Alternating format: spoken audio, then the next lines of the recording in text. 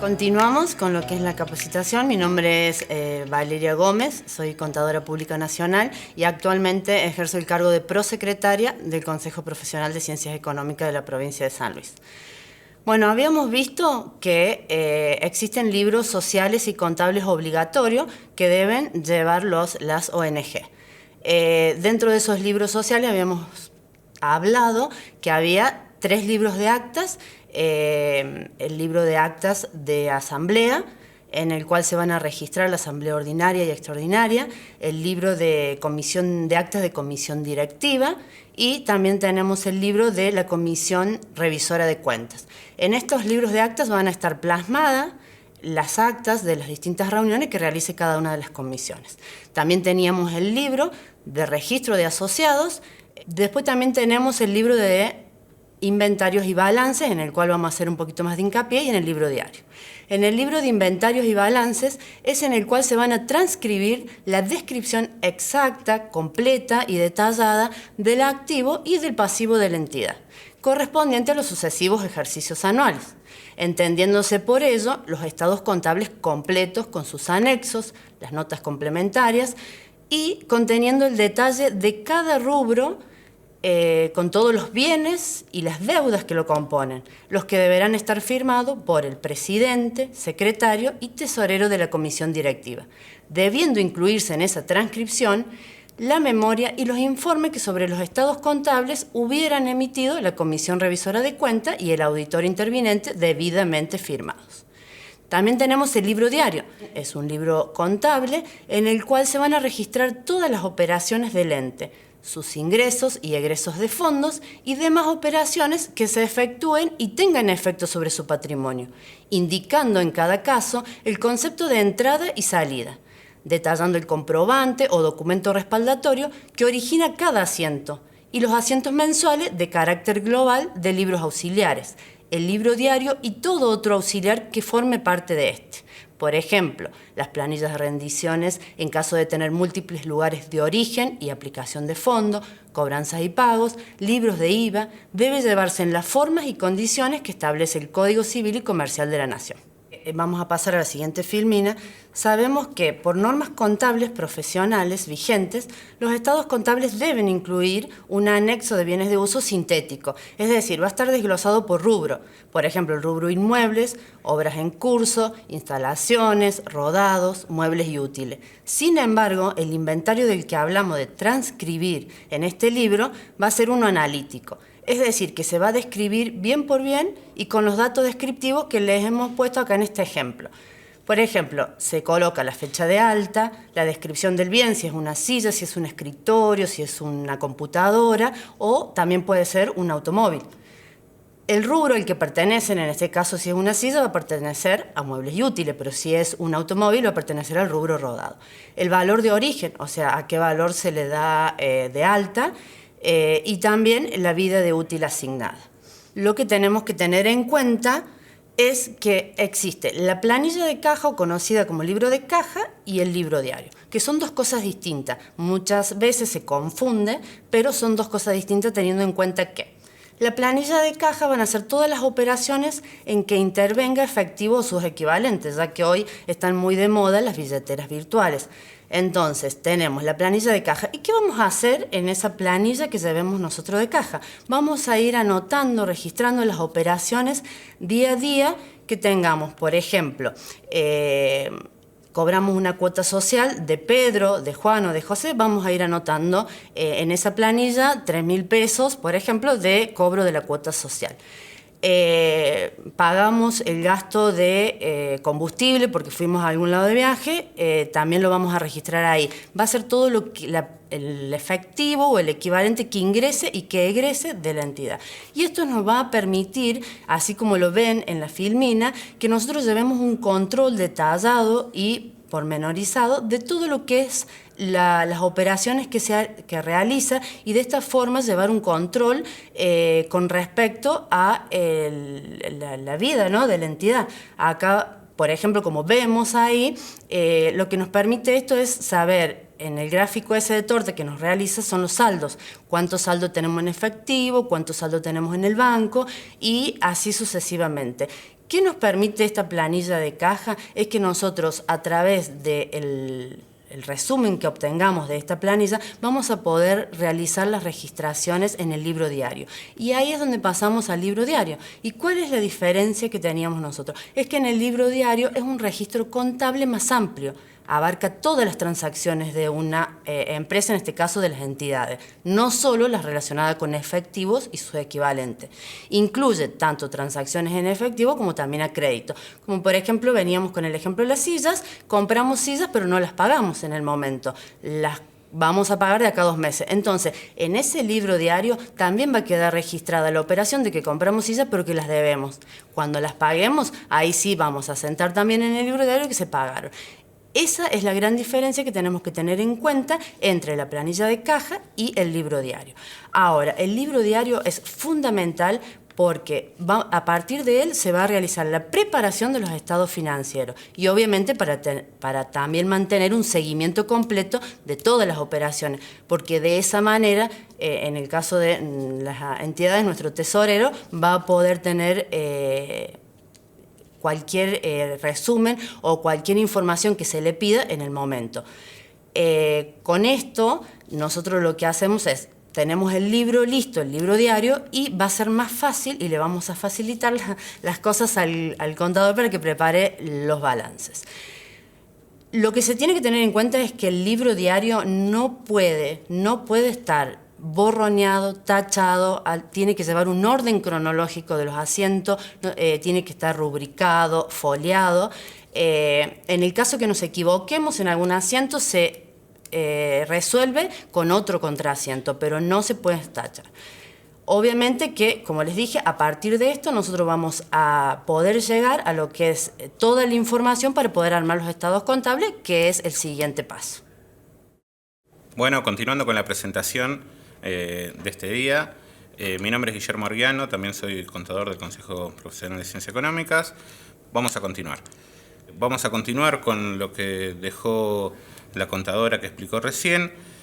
Ella hablaba del libro diario, hablaba de la planilla de caja, hablaba de que tenemos que registrar los comprobantes. Bueno, pero ¿qué es lo que tenemos que registrar? ¿Qué comprobantes hay que registrar? Porque hay muchos y es confuso, factura A, B, C, qué emito, qué no emito. Bueno, vamos a ordenar un poco el tema. Todo lo que se registra en la planilla de caja, todo lo que se registra en el libro diario tiene que estar respaldado por comprobantes. Estos comprobantes son los comprobantes que nosotros le emitimos a los socios de la asociación civil como cuota social, y también tenemos otros tipos de comprobantes que emitimos, que son los comprobantes que generamos cuando vendemos algo, que ahora vamos a ir, y después también hay otro tercero, que sería cuando nosotros recibimos donaciones, entonces tenemos que emitir un comprobante. Ok, pero ¿por qué hablas de A, B o C? Bueno, todo eso hay que clarificarlo. Nosotros, como explicó en la primera parte, que teníamos que solicitar la exención de IVA, la exención de ganancias, después hablaba, ahí se nombraba en la diapositiva, se nombraba que estaba el libro IVA digital.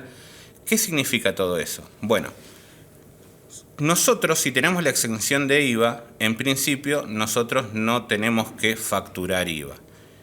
Y tampoco tenemos que recibir comprobantes con el IVA discriminado. Vamos a hacerlo más fácil. Nosotros como asociación civil, los únicos comprobantes que podemos recibir son los comprobantes facturas C y facturas B. Las facturas C las emite cualquier monotributista, o pueden ser un recibo C también. Y las facturas B las emiten los sujetos que son responsables inscriptos en el IVA, porque estamos hablando del IVA.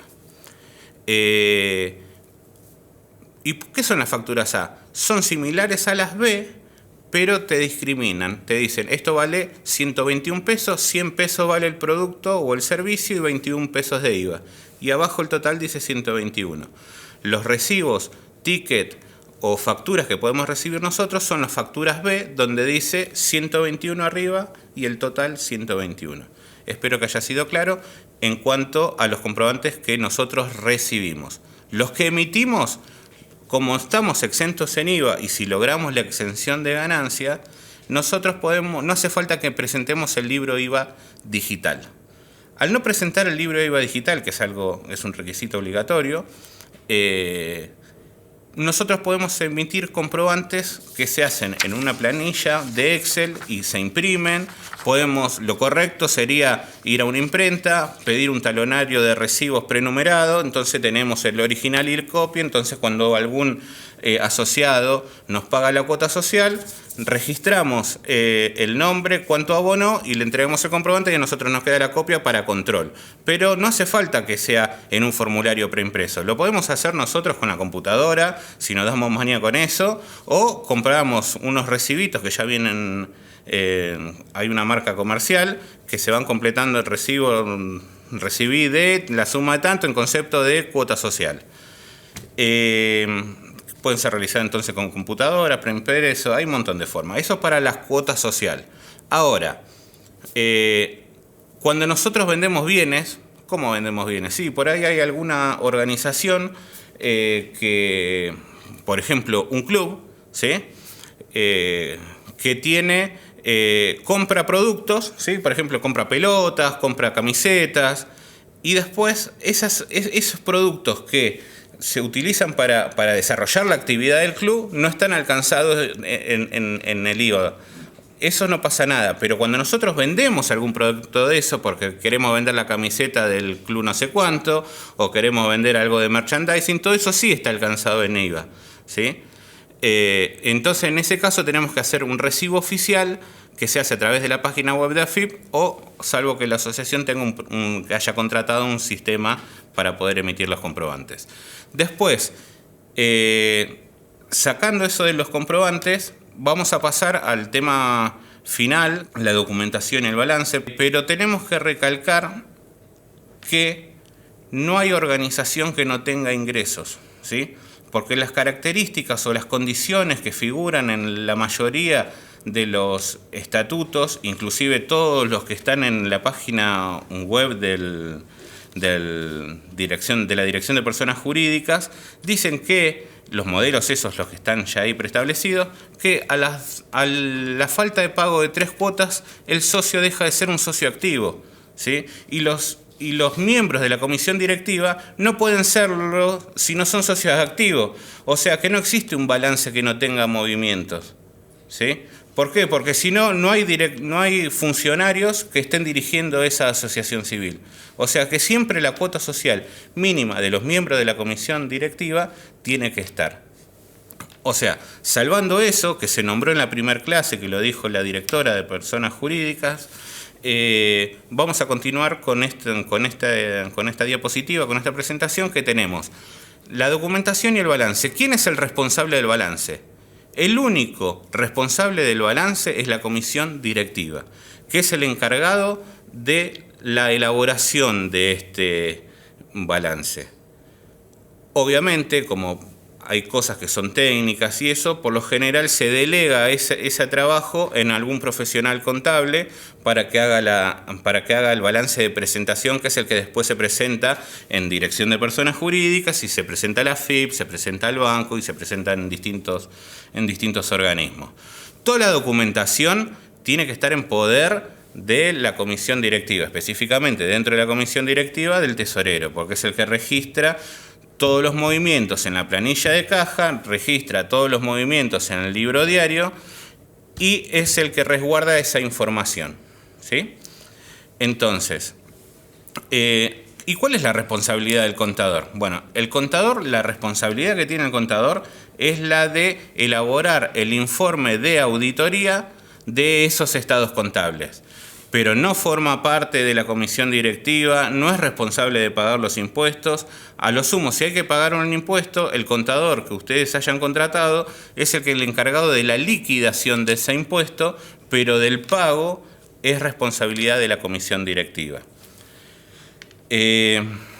Después acá en esta misma diapositiva habla de la documentación y de dónde se presenta, que ahora vamos a explicarlo un poquito más. Pero cuando hablamos de balance, ¿cómo está compuesto? ¿Qué forma parte del balance de una ONG?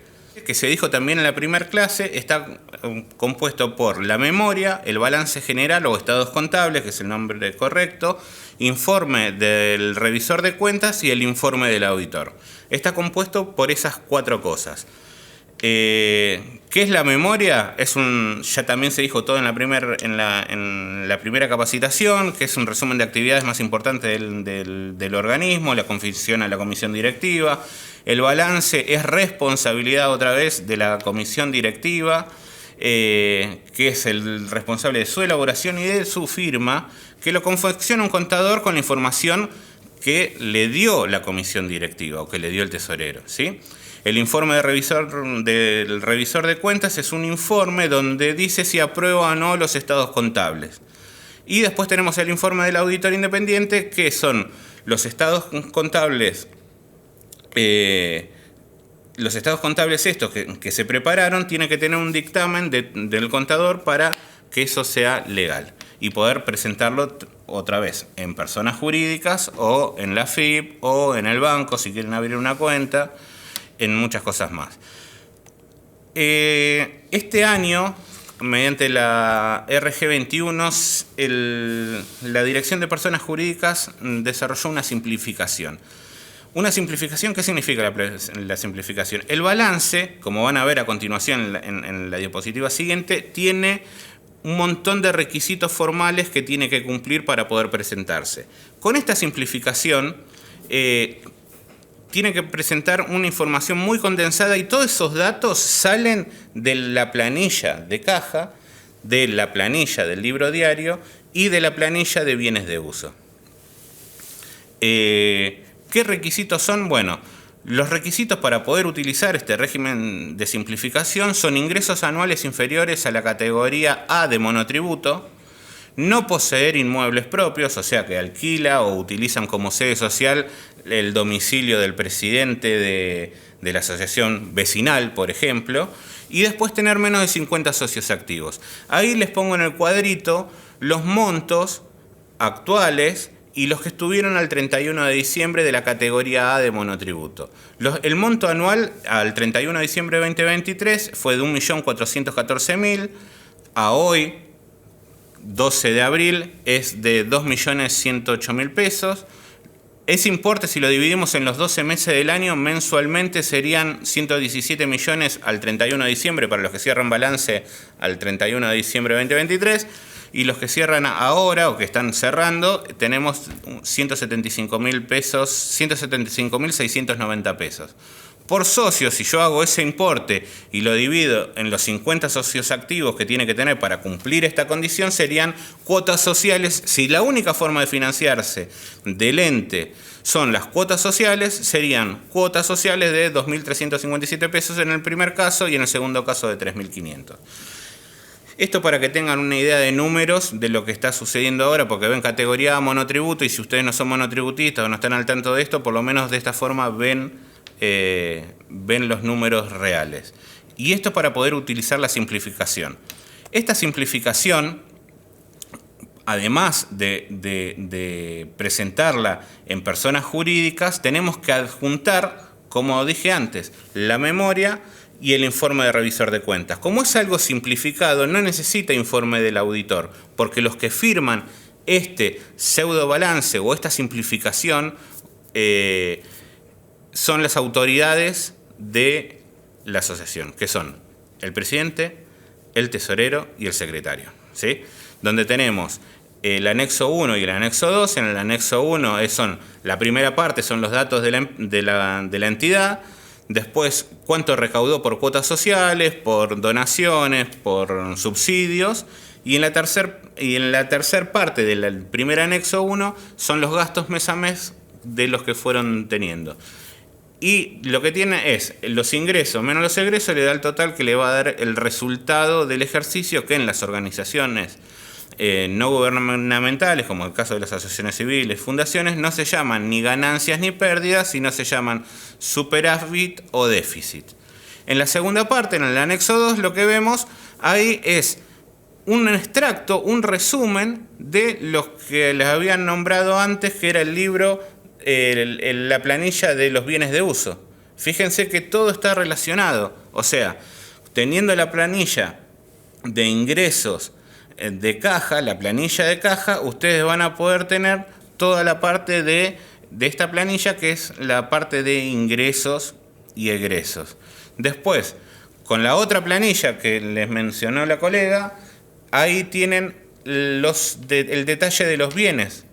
Y entonces con ese detalle de los bienes les sirve para cargar este otro formulario. Por eso hace tanto hincapié personas jurídicas en que se haga un inventario y que se lleve en forma ordenada y prolija la contabilidad y los movimientos de la asociación.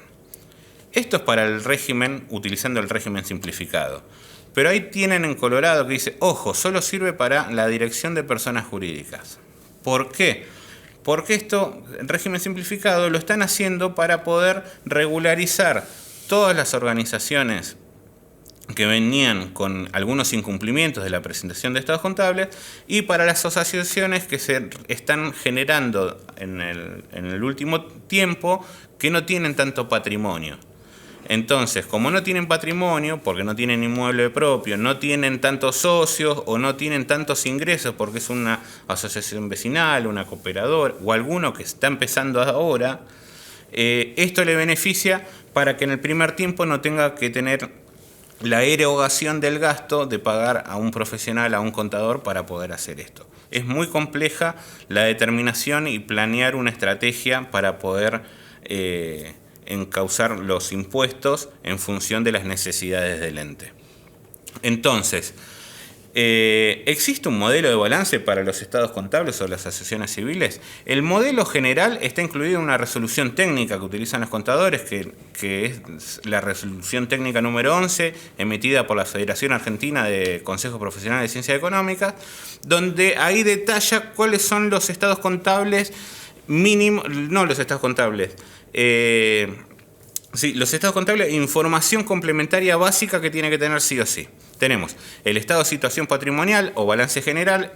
El estado de situación patrimonial es el activo menos el pasivo y eso te da el patrimonio neto. Ese es el estado de situación patrimonial en forma global. El estado de recursos y gastos serían los ingresos, serían los recursos y los gastos, te lo dice la palabra, todo lo que gastaron. Que esos a su vez se dividen en ordinarios y en extraordinarios, en los dos casos, tanto los ingresos como los gastos, y después también dentro de eso se dividen si son para fines ordinarios o fines determinados. Después tenemos el estado de evolución del patrimonio neto, donde está compuesto por capital, después tenés superávit o déficit, que tiene que serían los resultados de ejercicios anteriores, más el resultado de este año, que sería superávit o déficit del resultado del ejercicio de este año. El capital, ¿cómo está compuesto? Y el capital está compuesto por la cuota original que pusieron los socios fundadores de la asociación para poder armar esta asociación. ¿Cuánto pusieron? X, 10.000 pesos, 2.000 pesos, 5.000 pesos. Ese monto que se juntó para poder armar la asociación y después de ese dinero depositarlo en personas jurídicas para poder armar la constitución, de ese dinero es el capital de la sociedad. Después tenemos el estado de flujo y efectivo, que el estado de flujo y efectivo se genera, hay que utilizar el método directo, y dentro del método directo tenés el método indirecto completo o una simplificación que salió a partir de la pandemia y cuando se implementó el ajuste por inflación, porque todos los estados contables van ajustados por inflación, salió un método de simplificación donde podemos usar un método simplificado del flujo de efectivo, donde ponemos cuál es el saldo de caja al inicio, los movimientos, cuáles son las actividades operativas, de financiación y demás, y después nos da el resultado final. Después, porque ahí en la planilla dice anexos, cuadro de resultados y gastos complementarios con detalles, segmentación por sector de la entidad. Claro, ¿por qué? Porque tanto los recursos como los gastos, en un ente pequeño por ahí no lo tienen, pero por ahí tienen sedes, ¿sí? La asociación tiene sedes en distintas localidades de la provincia de San Luis, entonces ustedes tienen que determinar o segregar tanto los ingresos como los gastos por distinto sector, por la segmentación de la entidad. Y después tenemos el anexo de bienes de uso, otra vez los bienes de uso, ¿sí? Teníamos la planilla de bienes de uso donde registrábamos, como dijo bien la contadora, la fecha que se incorporó en la sociedad, la fecha, el detalle, en qué rubro está, que eso va todo detallado. El anexo de bienes de uso agrupado por rubro. Con esto ya nos estamos despidiendo, así que muchas gracias por todo y bueno, hasta la próxima capacitación.